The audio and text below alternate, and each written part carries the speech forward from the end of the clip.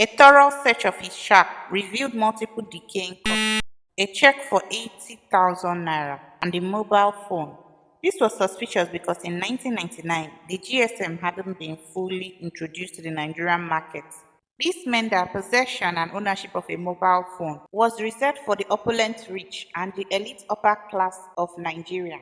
This begs the question: were his clients Nigerian politicians and rich men? Did they use the body parts for blood money and money rituals? Hello, guys, welcome to another episode of True Crime with OG.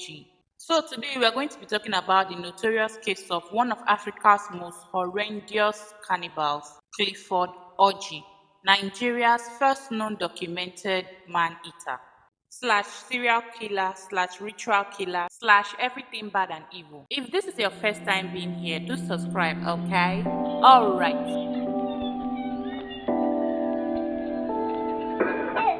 It was in the early hours of a cool, breezy Wednesday morning, February 3rd, 1999. A man known as Joseph was passing the highway bridge in Oshodi Solo area of Lagos State. Joseph, who was on his way home from a night vigil at a local church, heard a shrill cry from under the bridge. He moved closer to the sound and noticed a shack built with car tires, and he breathed the odd smell of cooking flesh. He peeped into the shack, and to his astonishment, he saw human limbs and other body parts roasting on the fire. He was both transfixed and terrified. Joseph alerted other people he saw in and around the bridge, and soon enough a crowd formed and burst into the shack. But as the crowd entered the shack, they saw severed feet, rib cages, and chunks of flesh. They didn't see the owner of the place, but some people knew who the owner of the shack was. A presumed madman whom many people avoided. His real name was Clifford Orji. Clifford Orji was returning home from wherever he went to. As he noticed the crowd in front of his house, he ran, and the crowd ran after him and caught him. After he was caught, he was dragged back to watch and see the crowd demolish his home. And in the process of demolishing his home, they discovered Awawu Lawal, a missing woman, whom he imprisoned inside a tire in the shack awaiting her turn on the menu. He had turned Awawu into a slave for days, and when he was done, she was dressed and ready for slaughter. The sight of the starving woman further drove the crowd wild. They beat Clifford Orji, her captor, until the police arrived and arrested him. The police took him to the Makinde police station, Oshodi.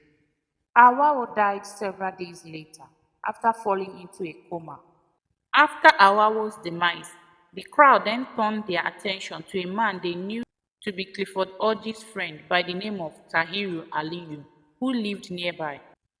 The mob tore Tahiru's shack down too and found a 4-meter pit underneath where some of the victims were kept before they were killed. Clifford Orji, who was initially a razor blade merchant at Oshodi Market, but later proclaimed himself a shaman, lived under a highway bridge at Toyota bus stop in Oshodi Solo area of Lagos State. He pretended to be mentally ill and sometimes violently pursued stray workers to his shack during the day.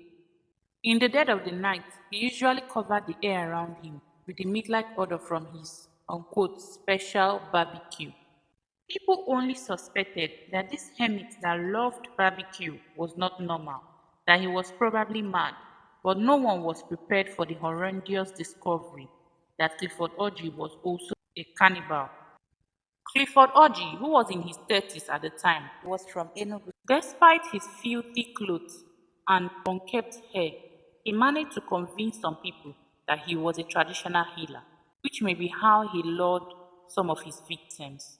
The cannibal told the police that he would enchant women by blowing a substance on their foreheads, and they would then follow him back to his shack. He said he then these women to the point of coma before slaughtering and roasting them. He said he doesn't work alone and has between 4 to 10 people working with him, that they take their own body parts and leave him with the rest, and they come again when he has another unquote meat. This statement to the police has fueled speculations that he was butchering his victims for more than his own consumption. People in the area said they regularly saw big cars stopping beneath the flyover stroke bridge. To some, it explains why none of the victims' head, except that of Eno, a market woman, was found. In Nigeria, there is a discreet trade in body parts for religious or medicinal ceremonies. Inside the cannibal's kitchen, they found rusty frying pan, buckets, rice, yam, gari, oil, phone, cutlasses, knives, complimentary cards of rich men, a check for 80,000 naira, and a mobile phone. This was suspicious because in 1999, the GSM hadn't been fully introduced to the Nigerian market. This meant that possession and ownership of a mobile phone was reserved for the opulent rich and elite upper class Nigerian. Even the 80,000 naira was a huge sum at the time. Clifford Orji confessed to kidnapping and cannibalism. He stated that he and his accomplice, Tahiru, had been kidnapping unsuspecting individuals and eating them since 1992. He showed no remorse throughout his arrest and stated that even if he was to be released, he would continue kidnapping and indulging in cannibalism. Clifford Orji made a very controversial claim that he ate his victims and sold their body parts to high-ranking Nigerian politicians who rewarded him financially, and that was how he was able to own a mobile phone. Clifford Orji confessed to the state CID and the media that he and his partner, Lord Hawkers, on the guise of buying what they sold. And when asked why he preferred eating human meat, he said he and his partner had been eating human meat for the past 7 years before coming to Lagos, that it was their culture. The police were suspicious of the claim that he was insane, partly because he told them that he was mad. However, he was confined to the Yaba Psychiatric Hospital. Clifford Orji was later reprimanded in Kirikiri Maximum Prison, and it was alleged that he began to suffer from full-blown psychosis while still in prison. An inmate in the Kirikiri prison claimed that Clifford Orji told him that he wasn't mad and he purposely isn't responding to psychiatric treatment because he knows if he were to be deemed fit for trial, he would be sentenced to death. As if it wasn't bad enough, while Clifford Orji was in prison, he filed a lawsuit through his counsel, a 1 million naira suit against the Lagos State Attorney General, Mr. Adeyinka, for continued detention in prison for about 12 years without trial. He asked the Lagos State Directorate of Public Prosecution to release him unconditionally from prison custody. Following his death, the case was dismissed. Clifford Orji later died in Kirikiri prison after being kept behind bars for 13 years. He was imprisoned on the 19th of February 1999 and died on Friday 17th August 2012. It was reported that he died from gastroenteritis. There was no record or confessions of the number of people and identity of the people he slaughtered or the people he sold the skulls to. People who frequently passed by Clifford Orji's home of horror recounted incidents when they were chased by Clifford Orji. This incident when his potential victims escaped by the whiskers. They didn't realize how safe or lucky they were. Of all the mysteries surrounding the capture of the cannibal, the fate of the missing heads of his victims is very disturbing. Were they actually used for rituals? Why didn't he spill out the names of his partners in business? Did the police look into the owners of the checks though? The checks found in his apartment, or even the numbers he called through his mobile phone?